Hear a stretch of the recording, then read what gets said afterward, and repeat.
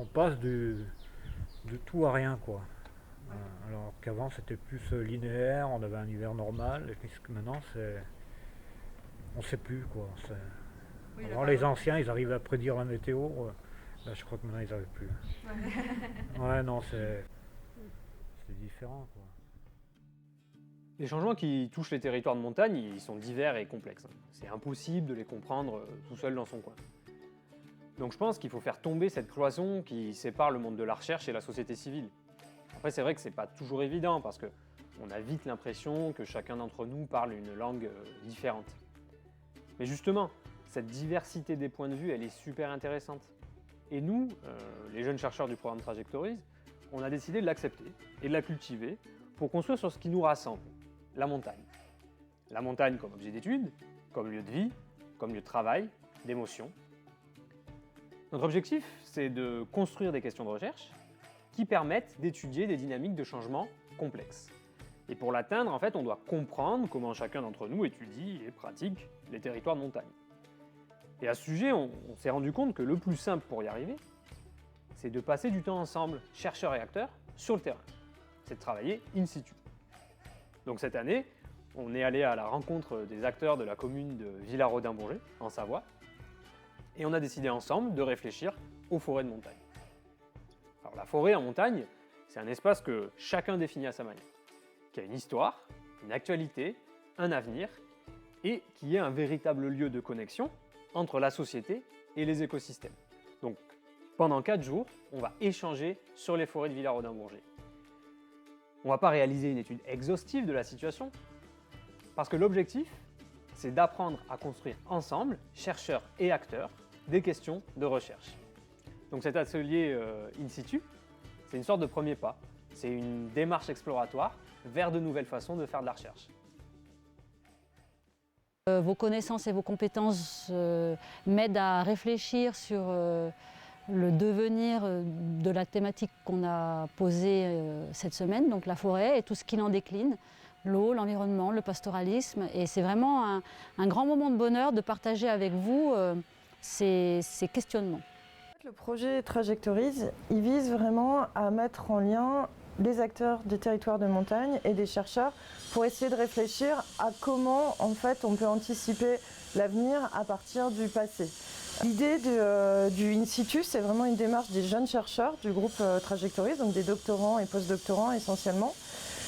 Et en fait, l'idée, c'est qu'ils puissent se mettre ensemble et tester des méthodes. Et leur deuxième numéro, donc cette année, vise à travailler sur la question de la transdisciplinarité.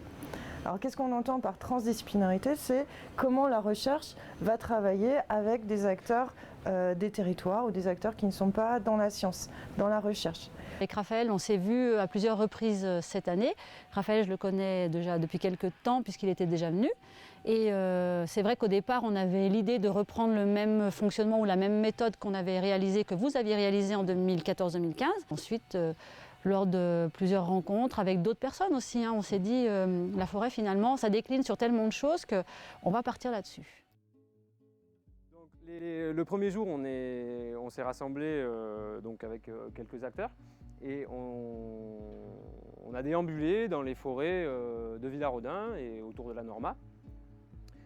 Et ça nous a permis en fait d'apprendre à se connaître, de prendre un peu connaissance des enjeux du territoire et puis nous de donner un petit peu notre perspective, ce qui nous a permis d'isoler 3 thématiques qu'on souhaitait traiter, donc c'est-à-dire l'affouage, les risques et les problèmes de gouvernance. Du coup, le deuxième jour, une fois qu'on s'était réparti les thématiques à traiter, on s'est rendu en forêt de l'Orgère, enfin dans le vallon de l'Orgère, et on a pu à nouveau échanger avec d'autres acteurs, revoir ce qu'on avait déjà vu, discuter autour d'un petit casse-croûte, et puis passer un peu de temps à déambuler en forêt de l'Orgère, sur le sentier découverte, mais aussi en direction d'Amodon et de Rémola. Et ça nous a permis justement de creuser un petit peu ces questions, d'en savoir un peu plus sur chacune de ces questions avec les acteurs et de réfléchir à comment on pouvait effectivement créer des futures thématiques de recherche. Donc l'idée, c'est que la science puisse venir aider la société pour mieux répondre à ces défis et donc travailler ensemble, en fait, comme avec une vraie problématique d'intelligence collective, comment on construit ensemble. La question, elle est aussi que la science ne se positionne pas juste comme un consultant. En fait, c'est pas juste des scientifiques qui viennent répondre à une demande des territoires. L'intérêt, c'est aussi que les scientifiques trouvent leur intérêt. Que justement ils puissent eux aussi avoir des réponses à des questions scientifiques qu'ils se posent. Donc c'est bien une démarche qui vient vraiment des différents côtés et une volonté de co-construire les problématiques de recherche. Alors les thématiques qu'on a choisies, elles ne sont pas exhaustives. On ne pouvait pas traiter toutes les thématiques en lien avec la forêt parce qu'elles sont immenses. La forêt, elle touche à tout, surtout en montagne. Donc on a sélectionné quelques catégories en fonction à la fois des problématiques qu'on a ressenties, mais aussi en fonction de nos problématiques, de ce qui nous intéressait. Et même sur ces thématiques, on n'est pas exhaustif, mais le but c'était vraiment de s'immerger, de prendre conscience de certaines problématiques et de construire ensuite des questions de recherche qui amèneront des réflexions un peu plus exhaustives et un peu plus poussées dans le futur. Si ça prend feu la forêt, ça sera difficile. Parce que nous, la forêt sert beaucoup de protection. Hein. Là, les cailloux qui descendent, tout ça, c'est arrêté par la forêt. Quand on monte tout au sommet de la forêt, là, qu'on voit où les cailloux descendent, puis maintenant avec le réchauffement climatique et les mouvements de terrain, il y a de plus en plus de cailloux qui se cassent la gueule comme forêt. Hein.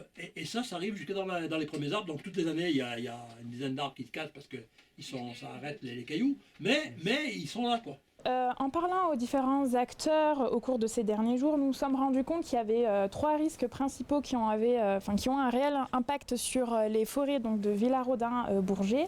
Il y a les avalanches, les glissements de terrain qui peuvent comprendre les chutes de blocs, de pierres, mais également donc, les érosions.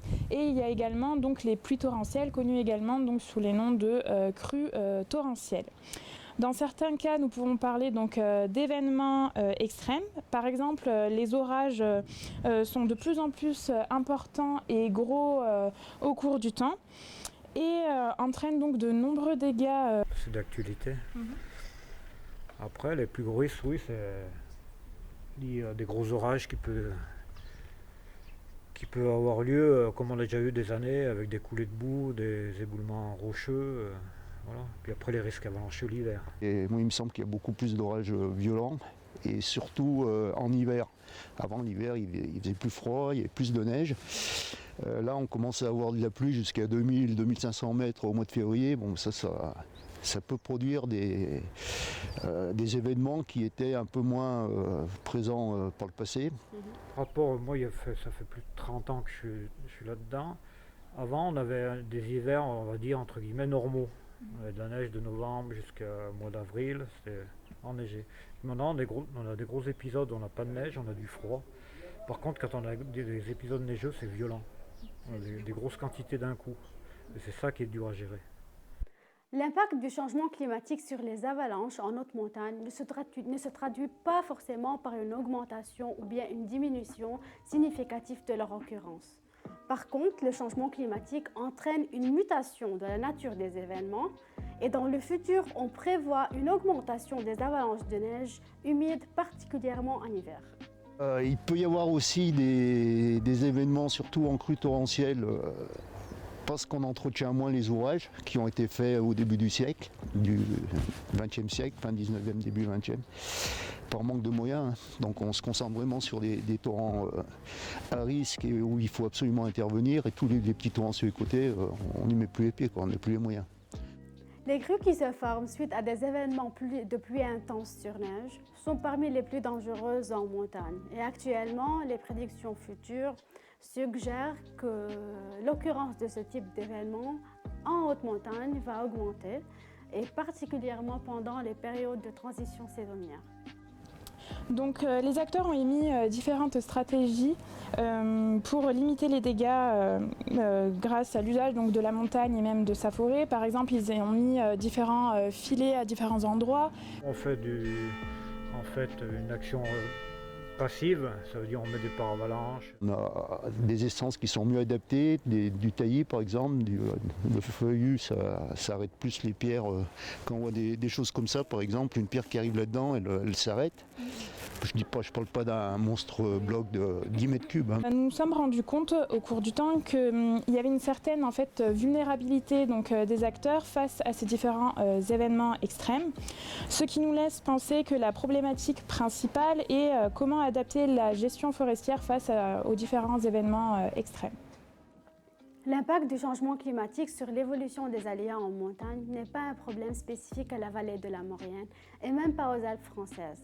Dans le rapport spécial du GIEC sur les océans et la cryosphère qui vient de sortir en septembre, on souligne le fait que ces problématiques touchent une bonne partie des régions des hautes montagnes à travers le monde.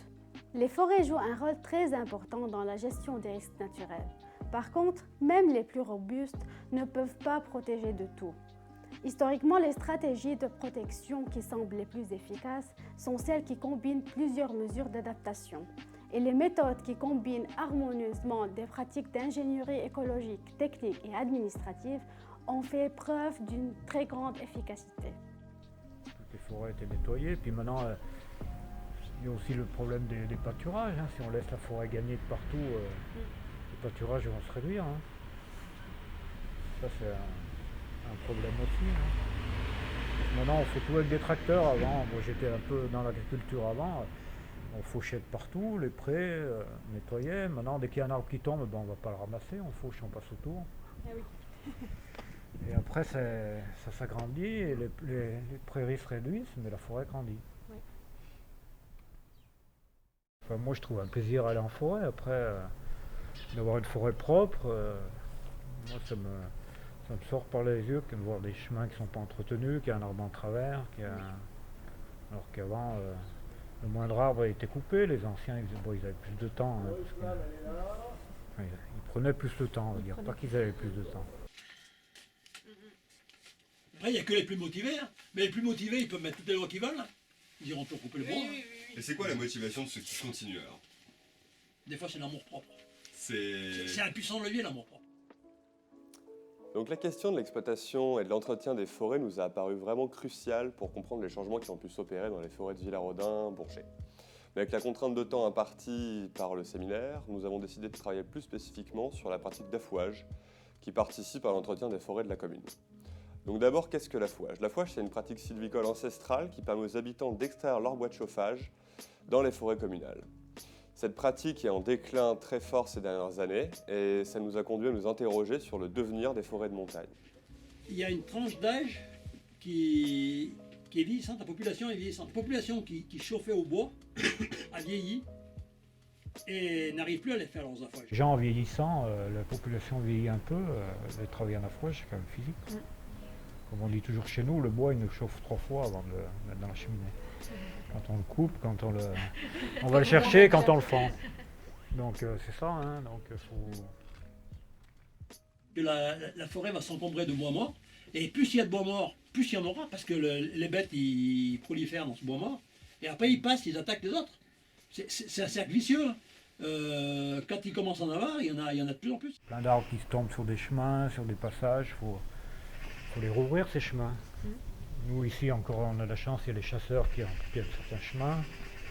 Après les autres c'est l'ONF, mais l'ONF s'ils sont plus garants des forêts ou si, qui va les faire, hein. Les communes ont moins en moins d'argent, on va bien payer. Hein. On s'est rendu compte que pour les acteurs, le déclin de l'affouage il est généralement perçu comme une menace pour l'entretien de la forêt. En effet, les forêts alpines héritent d'une tradition d'exploitation et d'entretien très forte, et l'abandon de la pratique d'affouage participe à l'augmentation du volume de bois mort en forêt. Ça a plusieurs conséquences. Donc d'abord, pour les plus négatives, ça participe et ça peut favoriser la propagation de scolytes, qui est un parasite pour l'exploitation et la production de bois. Et d'autre part, ça pourrait favoriser l'augmentation du risque d'incendie pour les forêts dans un contexte de changement climatique, avec des sécheresses et des températures plus fortes. On n'imagine pas qu'une forêt pourrait vivre seule, sans humain. Moi, je suis pas tout à fait d'accord sur le fait que de dire que s'il y a des chablis, ça va amener plus de maladies, tout ça. Une forêt, c'est se gérer toute seule. Elle n'a pas besoin de ça. Bien sûr, pendant un certain temps, peut-être qu'il y aura des arbres plus attaqués, etc.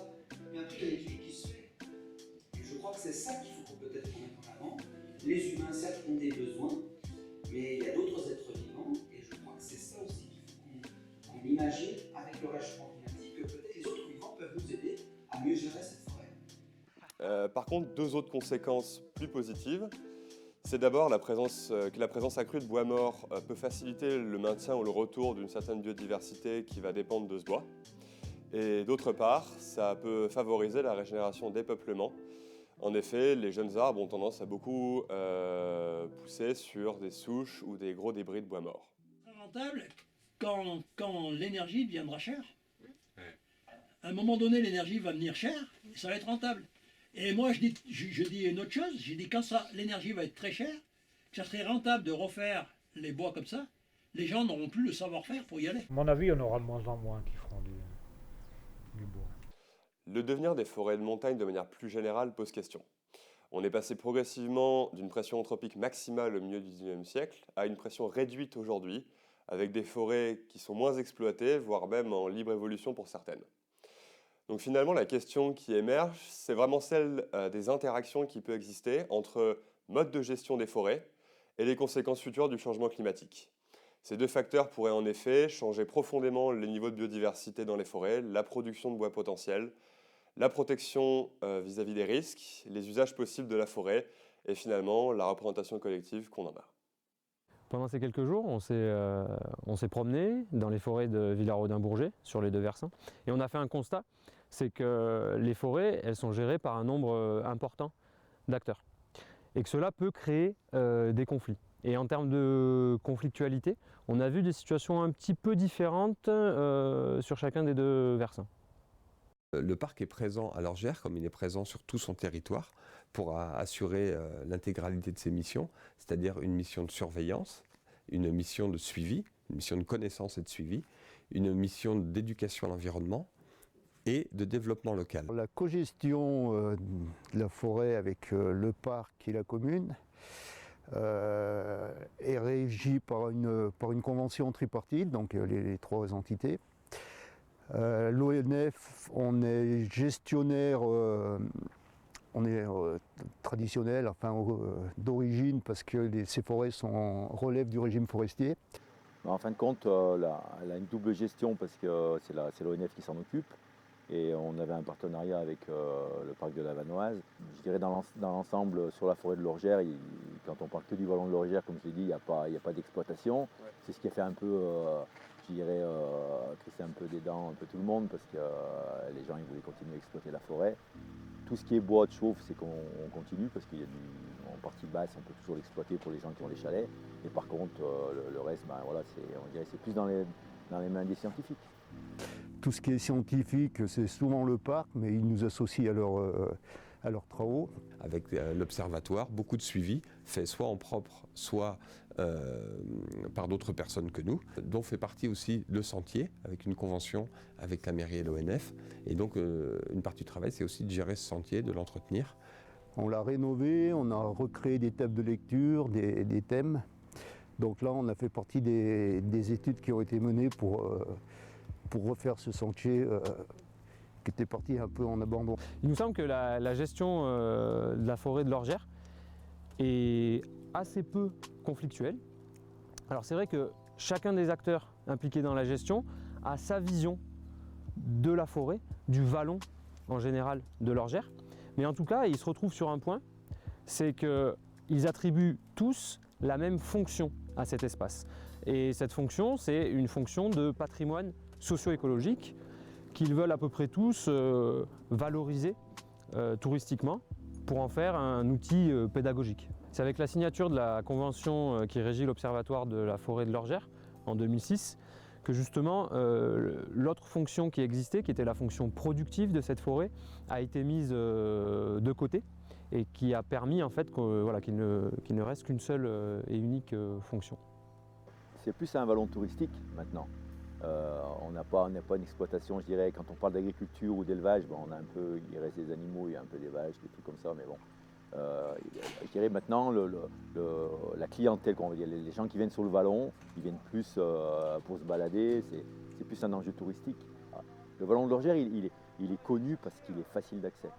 Les gens ils viennent le voir, je vous dis, ils viennent en voiture, ils n'ont pas 1 heure de marche à faire ou 2 heures de marche à faire. C'est un gros avantage d'un côté et c'est un gros inconvénient de l'autre côté. que ça amène beaucoup de monde, pas forcément des gens qui sont passionnés de montagne, des gens qui se baladent. C'est le parc de la Vanoise, donc quand tu rentres dans un parc, tu as l'impression que tu peux tout visiter, quoi. Alors que les gens, il faut quand même leur laisser un petit peu leur chalet, c'est des propriétés privées. Donc il faut que les gens ils se respectent et puis respecter aussi tout ce qui est prairie, tout ça. Bon, ça se passe pas trop mal, mais il y a un peu du monde, quoi. On s'est aussi promené dans les forêts de Villarodin, notamment autour de la station de la Norma. Sur ce versant, la forêt elle est au centre d'enjeux plus nombreux. C'est une forêt qui est exploitée, qui est le terrain de jeu des skieurs, des randonneurs, des vététistes, qui est aussi parcouru par les chasseurs et les agriculteurs. Il y a même une partie de la forêt qui est dédiée à la protection contre le torrent du Saint-Antoine. Donc côté Villarodin, finalement, la forêt, c'est un espace qui est diversifié, autant d'un point de vue des peuplements que des pratiques qu'elle héberge. Et ce qu'on a entrevu pendant ces quelques jours, ça nous donne vraiment envie à l'avenir de creuser la question de la gouvernance des forêts sur ce versant. Alors selon nous, ce qui peut vraiment poser problème, générer des conflits, des problèmes de communication, c'est le caractère multifonctionnel des forêts de la Norma, des forêts de Villarodin. Et justement, ce qui nous intéresse, c'est de se demander comment fait-on pour gérer des espaces multifonctionnels. Donc oui, durant ces 2 jours, j'ai énormément aimé parler aux acteurs et donc sentir leur sensibilité vis-à-vis de leur environnement, parce que habituellement, du coup, moi, je travaille essentiellement du coup avec des données et jamais avec des personnes. Et du coup, là, j'ai pu percevoir l'environnement du coup autrement. Moi, ce que j'ai aimé avec les acteurs locaux, c'est de pouvoir partager leur expérience. Et du coup, ça nous a permis d'avoir une meilleure appréhension de notre environnement et des enjeux liés à celui-ci. En tant que modélisateur du climat, j'étais ravi de constater qu'il y a un nombre important d'acteurs qui sont intéressés par des données ou des connaissances sur le changement climatique. Et du coup, ça va m'aider à réorienter mes recherches afin d'intervenir dans les problématiques qui les intéressent. Travailler à une échelle communale me permet en fait de comprendre la complexité d'une vallée entière. Je pense que ce qui est vraiment intéressant avec ce genre de séminaire, c'est qu'on se retrouve grâce aux acteurs à comprendre vraiment plus finement le paysage qu'ils habitent. J'ai vu que dans la transdisciplinarité, un grand challenge, c'est de combiner les différentes façons à travailler de chacun et toutes les disciplines différentes, et aussi d'être sûr que les acteurs locaux sont vraiment inclus dans le processus. 4 jours, c'est court, hein. Donc on ne peut pas vraiment dire qu'on a produit des connaissances scientifiques nouvelles. Mais en tout cas, pour certains d'entre nous, c'était une première expérience de travail collectif sur le terrain. Et je pense que le succès, il est vraiment là. Et que c'est à partir de maintenant qu'on va pouvoir creuser un peu plus toutes les questions de recherche que cet atelier in situ a permis de soulever.